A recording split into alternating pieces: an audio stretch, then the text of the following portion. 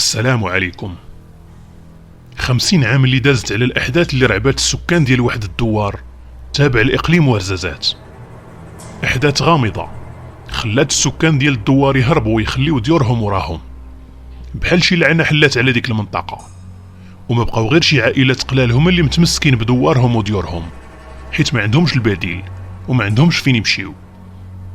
ومن بعد سنوات طويلة كانت واحد العائلة كيفضلوا يدوزوا العطل والمناسبات ديالهم في الدوار بسبب الهدوء والجمال اللي فيه. ولكن في واحد المرة من المرات العطلة ديالهم في الدوار غادي تولي كابوس حقيقي اللي غادي يندمهم على النهار اللي فكروا يرجعوا فيه للدوار. شنو وقع وشنو السر اللي مخبي في هاد الدوار؟ هادشي اللي غادي نعرفوه في القصة ديال اليوم. ولكن قبل ما ندخلوا في الأجواء ديال القصة، ما تنساوش ديروا لايك وبارطاج وتخليو شي تعليق زوين، واللي باقي جديد على القناة ما ينساش يدير متابعة ويفعل زر الجرس باش يتوصل بكل جديد.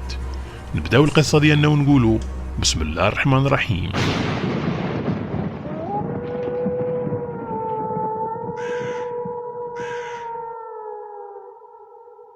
صاحبة القصة كتقول: أنا سميتي سمية وعمري 25 عام، تزاديت وكبرت في مدينة تمارة، ولكن الأصل ديالي من مدينة ورزازات. واليوم جيت باش نعاود لكم قصتي كاملة وجميع الأحداث اللي غادي نسمعوها واقعية.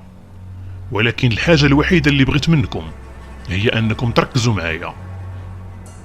أنا من واحد الدوار صغير بزاف ومنسي تابع لإقليم ورزازات، والدوار ديالنا الديور ديالو مبنيين من الصخر، بناوها جدادنا هادي كتر من 100 عام تقريبا، وحتى لدابا باقي الدوار في البني ديالو كيف ما هو. ولكن السكان ديال الدوار سنين طويلة باش خرجوا منه، وبقاو فيه غير شي ناس قلال بزاف، بداو كينقصوا بشوية بشوية، حتى بقاو حاليا غير واحد العدد قليل بزاف ديال الناس غير هما اللي عايشين تما. وحتى حنا خرجنا من الدوار من زمان، وانا براسي تزاديت في مدينة بعيدة بزاف على الدوار.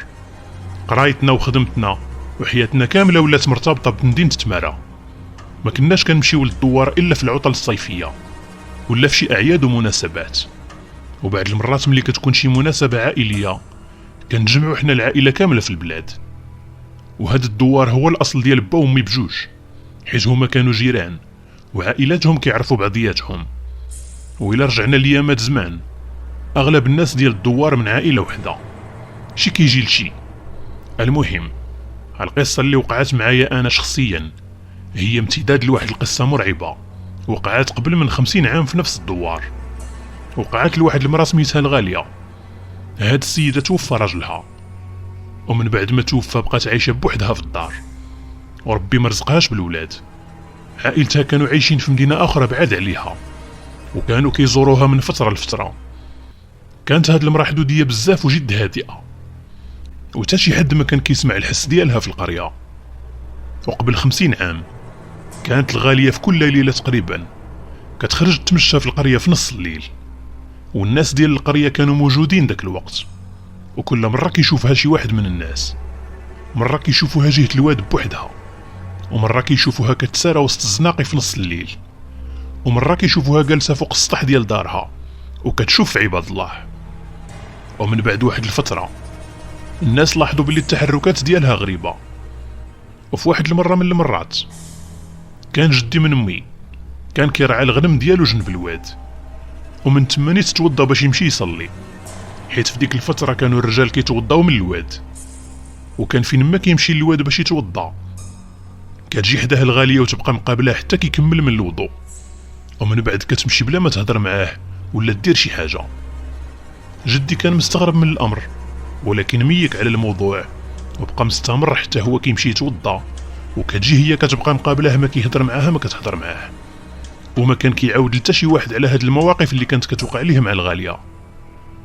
ومن قبل واحد الفترة كان واحد الراجل من الدوار كيتمشى بوحدو في الليل راجع لدارو، وهو كيتمشى كان كيسمع صوت الخطوات ديال شي واحد كيتمشى وراه، بحال شي واحد كان تابعو. ما قدرش يتلفت وراه باش يشوف شكون حيت كان حاس بالخوف. وفجأة سمع صوت مرا كتعيط عليه، وصوتها كان حرش بزاف. قالت ليه: ما تخافش، انا بغيت غير نسولك.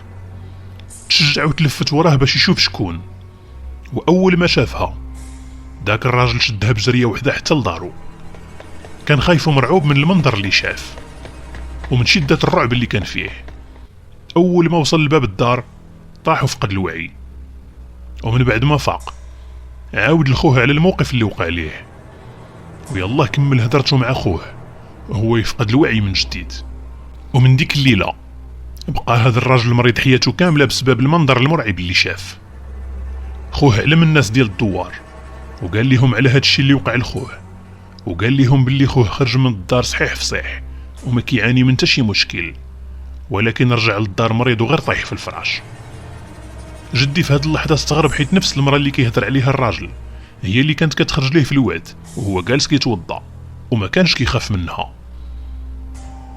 ومن بعد فتره قصيره جا واحد السيد للدوار، تلاقى مع الناس وجمع الرجال ديال الدوار وقال لهم: انا اخو الغاليه اللي كانت ساكنه معكم في هذا الدوار شحال هادي، واختي الغاليه 20 عام باش توفاها الله، وانا جيت باش نتفقد الدار ديالها وناخد شي اغراض مهمه من الدار.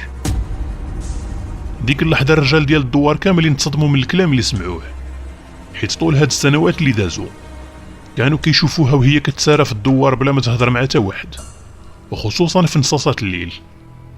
ولكن من بعد الكلام ديال خوها فهموا باللي هذا جن اللي كيتسيف ليهم على شكل الغاليه، الروح ديالها ولا القرين.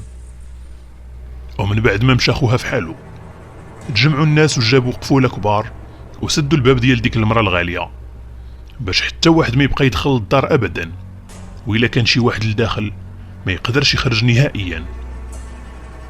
عائلة با خرجوا من البلاد بكري، بقاو غير عائلة مي اللي بداو حتى هما كيتفرقوا شويه بشويه حتى ما بقى فيهم حتى واحد في الدوار.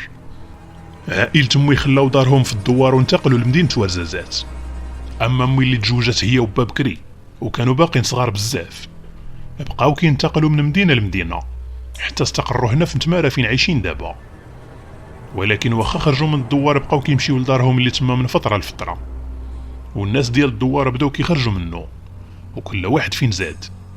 وكاين منهم ناس اللي ما عمرهم عاودوا رجعوا للدوار بصفة نهائية، وقليل الناس اللي باقين كيرجعوا للدوار، غير عائلتنا وشي عائلات قلال. وعدد الناس اللي كانوا ساكنين في القرية ديك الفترة كانوا معدودين على رؤوس الأصابع. دازوا السنوات، عمامي وخوالي كل واحد فين زاد، وخوالاتي وعماماتي اللي كانوا عايشين مع با وامي حتى هما تزوجوا وكل وحده فين انتقلت مع راجلها. ومن بعد فتره توفى جدي من امي الله يرحمه، كان هو اخر جد بقى لينا. جدي من با وجدواتي بجوج اصلا ماتوا قبل ما نتزاد انا. اما جدي من امي كنت عاقله عليه حيت كنت كبيره فاش مات. المهم هاد الشي كامل اللي سمعتوه دابا غير تمهيد للقصه اللي وقعت معايا انا بالضبط. داكشي علاش بغيتكم تركزوا معايا باش تفهموا القصه ديالي بجميع تفاصيلها. دازوا السنين على موت جدي، وفي واحد النهار امي وخوالاتي كانوا جالسين مع بعضياتهم كيهضروا، فجاه طاحت عليهم فكره يسافروا للبلاد ويمشيو لدار جدي الله يرحمه، منها يسترجعوا الذكريات ومنها يبدلوا الجو ويدوزوا فيها شي ايامات. وفعلا هاد الشي اللي وقع، مشينا سافرنا للبلاد ومشينا لدار جدي اللي بقات مهجوره من مده طويله، نقيناها وسيقناها وقاديناها مزيان ودوزنا في هادوك الايامات. ولكن ما كناش كنجلسوا فيها حتى كيوصل وقت النعاس. بالنهار يا كنخرجوا نشموا هوا نقي، يا معروضين عند شي واحد من الناس اللي بقاو في الدوار.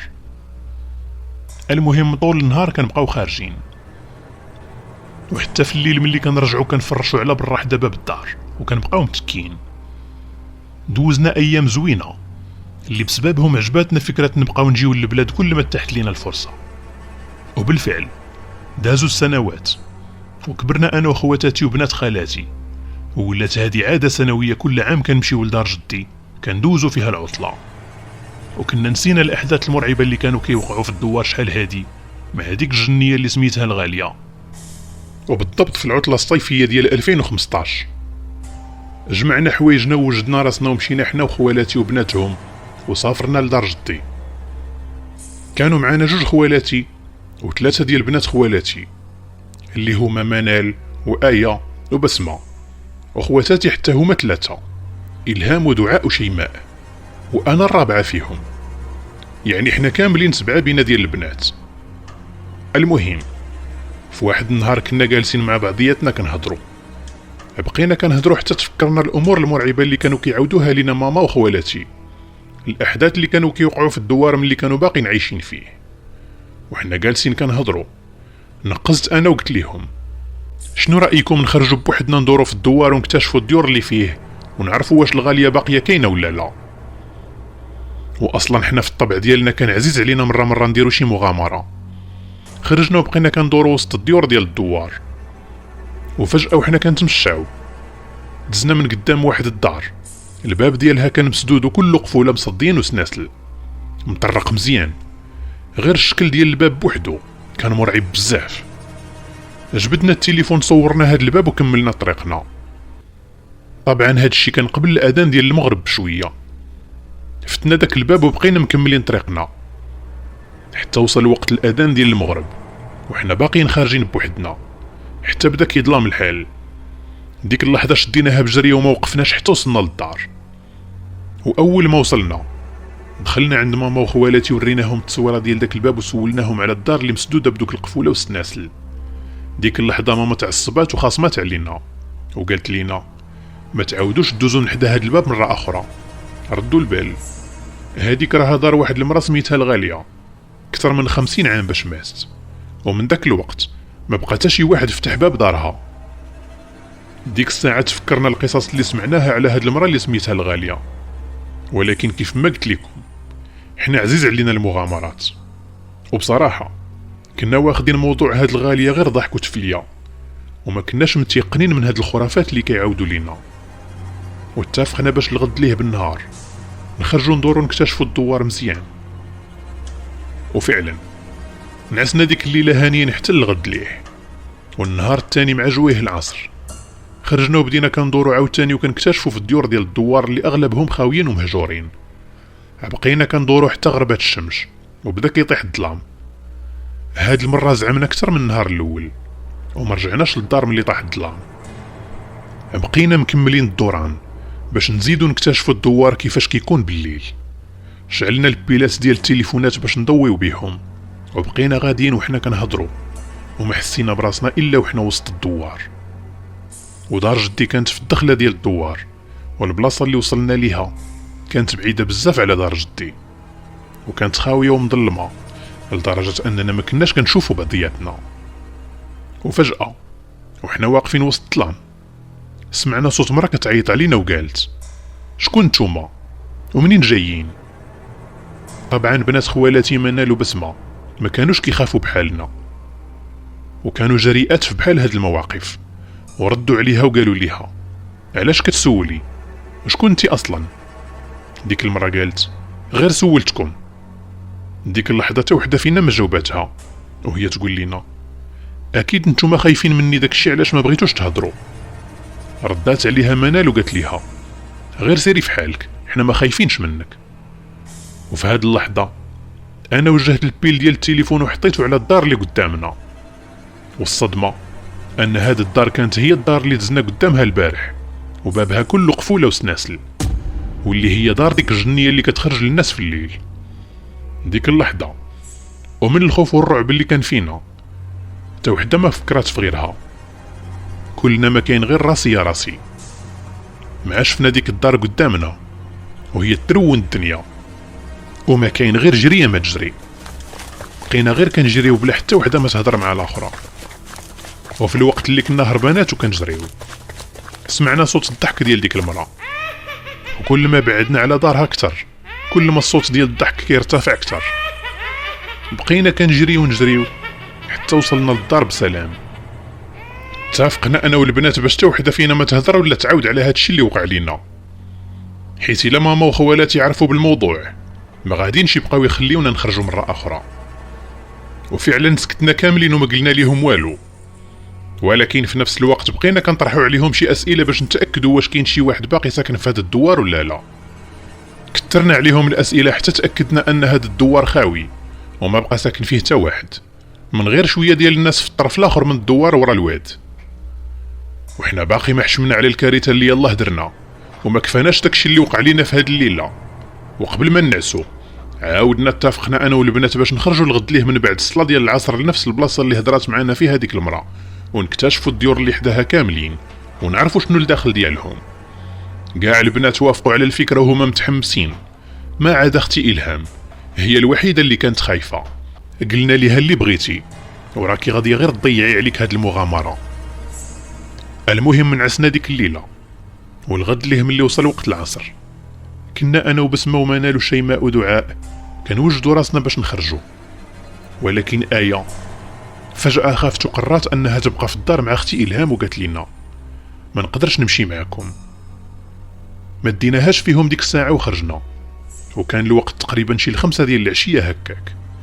خرجنا ومشينا لنفس البلاصه وحلينا البيبان ديال كاع الديور المهجورين، وبقينا كندورو فيهم وكنصوروهم بتليفوناتنا وكنحاولوا نكتشفوا شنو فيهم، حتى بدات كتغرب الشمس. وقبل ما يأذن المغرب ب10 دقائق تقريبا رجعنا في حالنا للدار، ولكن خلينا البيبان ديال الديور المهجوره محلولين وما سديناهمش.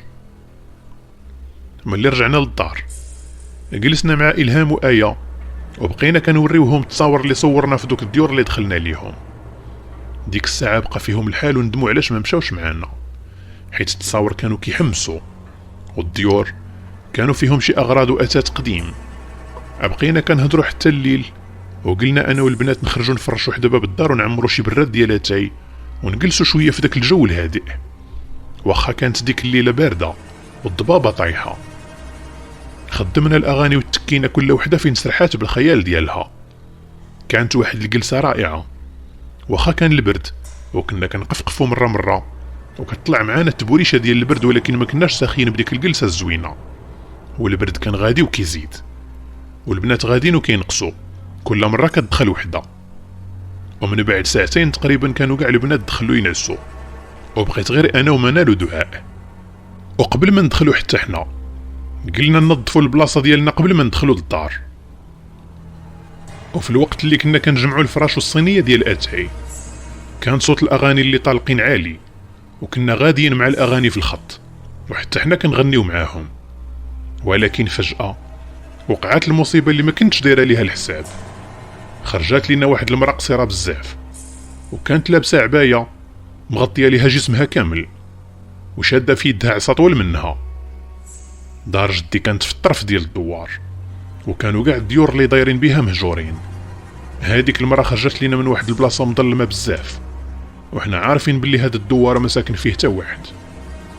في الاول ما خفناش وقلنا اكيد شي وحده من البنات باغيه دير لينا شي مقلب، حيت كنعرف بنات خوالاتي مزيان وكنعرفهم عزيز عليهم هاد النوع ديال المقالب. بقينا غاديين وراها تابعينها وكنعيطوا ليها وباغيين نحيدوا عليها العبايه اللي لابسه، حيت كنا متاكدين باللي هذه غير وحده من البنات. وفجاه ملي قربنا ليها الا وهذيك المراه بدات كتنقز المسافات طويله بحال كانت كطير، ومستحيل على اي انسان عادي ينقز كاع هاد المسافات الطويله. فجاه واول ما نقزات بدينا كنسمعوا صوت النباح ديال الكلاب، والجمر اللي كان طايح في الارض بدل ما يطفى بدا كيتوهج، وصوت الاغاني اللي خليناهم مطلوقين زاد على غير بوحدو. كنا في واحد الحاله من الرعب صعيبه بزاف. بقات ديك المراه غير كتنقز حتى اختفات، ومن بعد جميع الاصوات سكتوا مره واحده. رجعنا للدار ميتين بالخلعه بسبب هادشي اللي وقع لينا، وقلنا لماما وخوالاتي على هاد الموقف اللي وقع لينا. وملي كنا كنوصفوا ليهم شكلها في البلاصه عرفوا بلي هذيك هي الجنيه الغاليه اللي كانت كتخرج للناس الدوار شحال هادي. قالوا لينا صافي خاصنا نمشيو من هنا في اسرع وقت ممكن، ما نبقاوش في هاد الدوار حتى دقيقه اخرى مازال، نوضوا جمعوا حوايجكم نمشيو في حالنا. وفعلا جمعنا الدار بسرعه ورتبناها، حيت صافي غادي نمشيو في حالنا من هاد الدوار المرعب. المهم جمعنا كل شيء وبغينا نتحركوا باش نمشيو، وكنت انا اخر وحده اللي خرجت من الدار. وقبل ما نركب في الطوموبيل تلفت ورايا وشفت اخر شوفه ديالي في الدار ديال جدي. وملي هزيت راسي للسطح ديال الدار الا وكنشوف نفس المراه اللي شفتها انا والبنات، كانت فوق السطح، ولكن هاد المره كان وجهها واضح بجميع تفاصيله. كان جسمها جسم انسان، ولكن الوجه ديالها ما كانش وجه انسان اطلاقا. لدرجة أنني ما نقدرش نوصفو لكم من كثرة البشاعة ديالو. وفي نفس ديك اللحظة سمعت صوت الصداع والأغاني خارجين من دار جدي، اللي يلاه سديت الباب ديالها بالساروت ومتأكدة أنه ما كاين تا واحد فيها لداخل. وباش ما نخلعش ماما وخوالاتي ركبت في الطوموبيل وبقيت ساكتة الطريق كاملة، وكانوا إلا شعلوا الأغاني كنطلب منهم يطفيوها حيت كنت خايفة أن هاد الجنية تخرج لينا في أي لحظة. بقيت ساكتة حتى وصلنا أخيرا لدارنا في تمارة. عاد قلت ليهم على آخر موقف شفتو ملي كنا خارجين. تخلعوا بزاف، ومن ذاك الوقت إلى يومنا هذا ما بقيناش رجعنا للبلاد بسبب ديك الجنية اللي كانت متشكلة في صوت المرأة اللي سميتها الغالية.